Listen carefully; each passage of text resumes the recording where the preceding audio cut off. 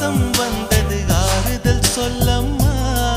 விழி கண்டவள் கண்டிட கெஞ்சுது நெஞ்சது கொஞ்சம் நில்லம்மா